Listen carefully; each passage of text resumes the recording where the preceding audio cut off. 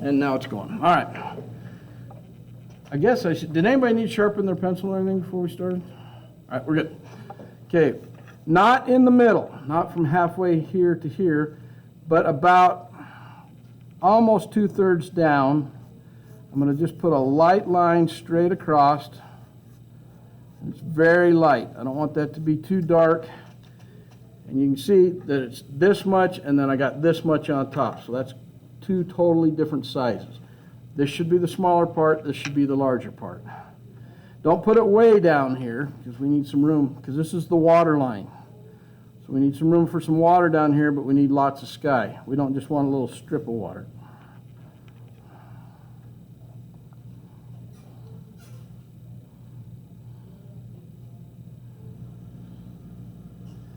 So, like I said, I'm going to draw this slightly darker up here, just so you can see it. But I don't want you to draw dark on your paper. I don't think you need a ruler as long as it's relatively dark and relatively straight. I mean, if your line's on there crooked, like way crooked, you might have to redo it. But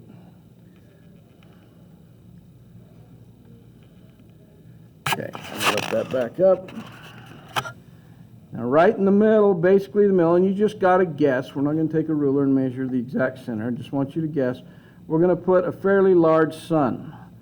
So I'll start right here. It's just a half a circle. So those of you that have a hard time drawing a circle, you're in luck. You only got to do half of one.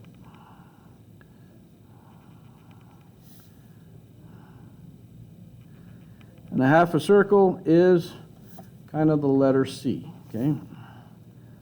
As long as it's fairly round, we're in good shape. Now, one nice thing about watercolor is if you drew it and you did get that line a little too dark, you can erase it and still see it a lot of times, especially if you drew it too dark, but you can still kind of see the outline, and that makes it just about the perfect darkness, okay? That erased line look. If I get going too fast, because I'm more excited about getting to the painting part than the drawing part, because this drawing part's pretty easy. But if I do get going a little too quick for you, please raise your hand so I know, and I don't get too far ahead of you.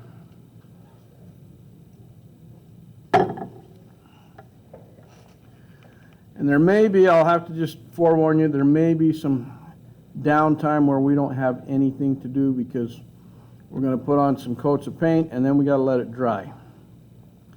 And we might just get to a point where we got to stop and just put everything away, and there might be 10 minutes of class, maybe even a little longer, a little less, where there's nothing to do because we're just letting paint dry. And there's nothing we can do about that. Okay, we're going to create a shoreline. I'm going to show you kind of a picture. This is loosely based off this. This is not exactly what we're going to do, but it's loosely based. This picture right here, like I said, it's relatively easy, is what we're going to do. And we're going to create this shoreline right here, this little land mass. Then we'll do the trees, and we're not going to do the birds at all because we'll paint those actually. This is just loosely based on what we're going to do. So, I just want you to know, just so you're like, okay, where's he going with this?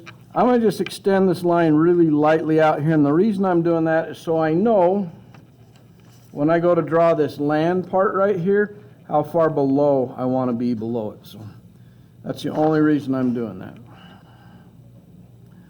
So I'm going to come over here and I'm going to come below my line.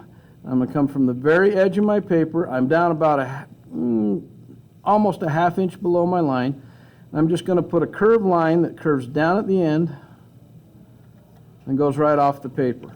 I'm going to do the same thing on the other side.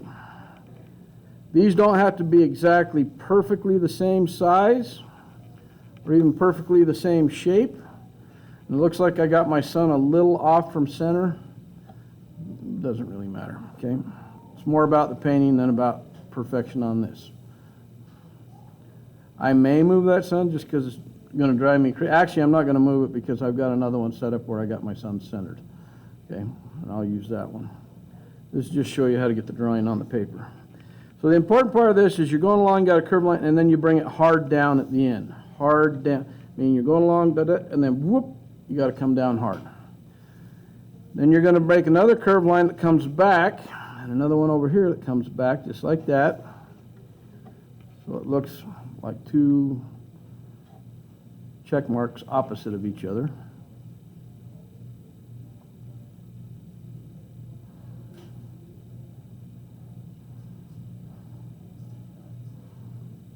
And hopefully you got some space between here and here, because we got to do the rest of the landmass there. And if anybody, like I say, if you're struggling or it's just not your day or something's going wrong, just bring it back to me and I'll help you out. It's kind of hard to back and forth from my seat to while the video's going. But once we start painting, get going on stuff, you know, if I have to pause or do whatever, we'll do whatever it takes to help you. Look how nice my fingernails look. This is what you get to look forward to when you start painting. See how pretty that is? I didn't take time to scrub it, and paint does get up underneath your fingernails. So you girls have an advantage. If you paint your nails, nobody will ever know. So. Okay, next part. Whatever I do on one side, I'm going to do on the other side. So I'm going to come in here. I have this curve here. I'm going to make the same kind of curve right there. I want it to overlap that line there. I'm going to come over here. And I leave a tag end below, just like that. Tag end, tag end. Doesn't go to the bottom of my page, so.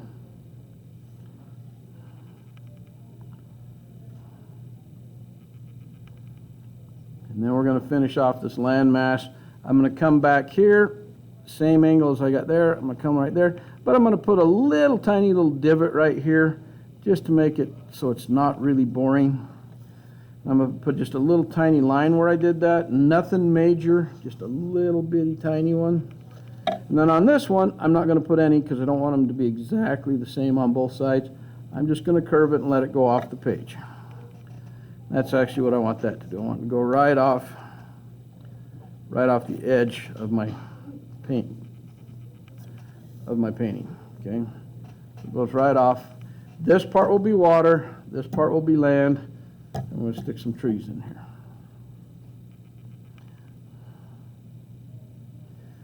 Now the tricky part of the trees is they need to be narrower at the top and wider at the bottom. And here's where we sometimes run into a problem. So I say, okay, narrow at the top, wider at the bottom, and then I get a tree that looks like this.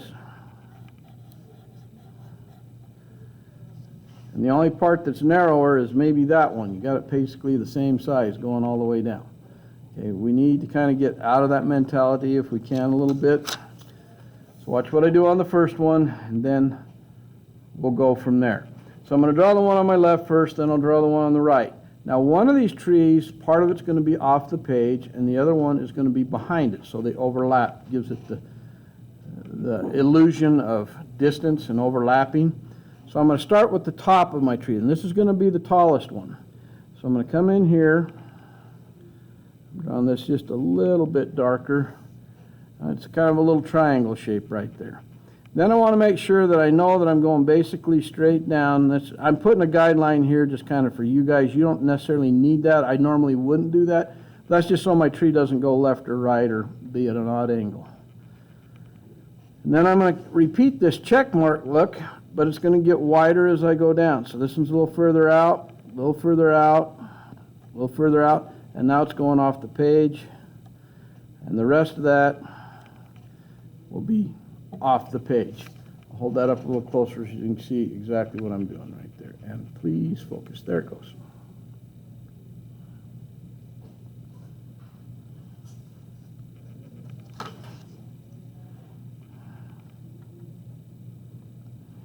But we don't want these to be super wide trees. We've only got so much room to work in. So when I come over here to this side that is all exposed, and we'll see all of it, I'm getting a little wider, just in and out, in, out, in, out, in, out. A little bit wider down here at the bottom, and then stop when I get to the island. It's a little wider here. You know, there's some variation. As long as it doesn't go hugely out, we just want to make sure we left plenty of room for the next tree. Okay? These are tall, skinny trees, not super wide at the bottom tree. If there's any part of the drawing that might give you some trouble, probably be this part. a second to get it on there. If you put a lot of little points on there, you're going to have a whole lot of boughs. If you put fewer points, you'll have fewer to paint. It just, however you want to make it look, as long as it looks kind of pine tree-ish, we're in good shape. Now as paintings go and during the year, we will get a little more challenging each project and stuff. But to start off, I'm going to, I'm not trying to break your brain on our first painting. So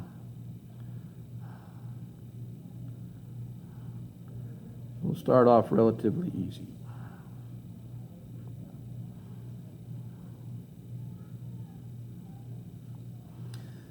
And now I'm going to erase that little line I put down the center because I don't want that coming through on my painting. And if that line that I put horizontal is through it, I'll erase that out too. So now there's nothing inside the interior of my tree.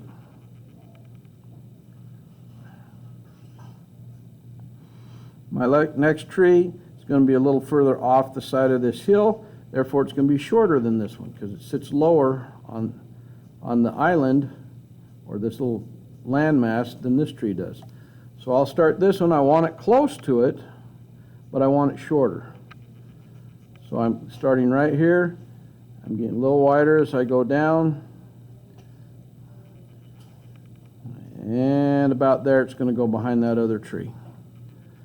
Come over here, do the top. Just a little wider as I come down. Just stop when I get to the bottom, okay? I don't like that look right there, so I'll just change it. Didn't look right to me. I want it a little wider, so change it to where I do like it. There's some things bugging me on this tree that I'm going to change, so I'll change it. That's the beauty of an eraser. If I don't like something, I can always change it. That I like better. And I also know that when I paint over this, this will be a relatively medium to dark green, and it'll help cover up any mistakes I made.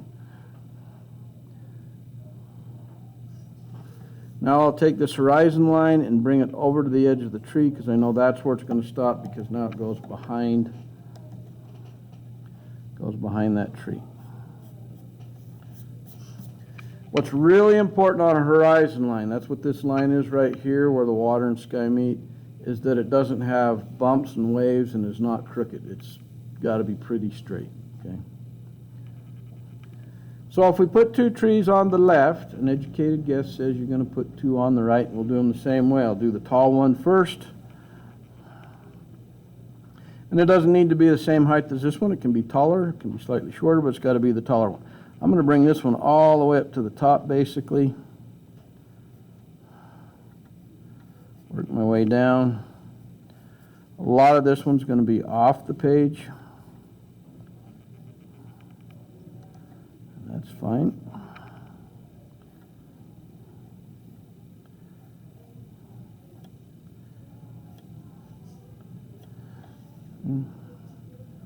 Got that one drawn.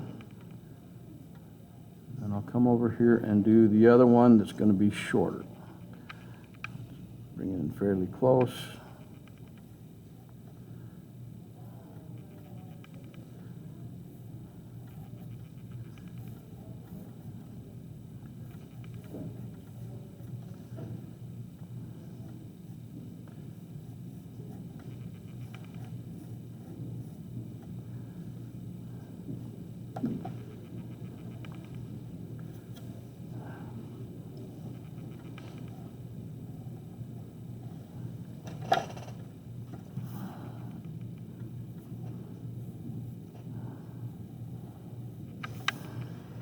Okay, so that's my entire drawing at this point. It's not a super complex. It's 4 trees, 2 land masses, and the sun.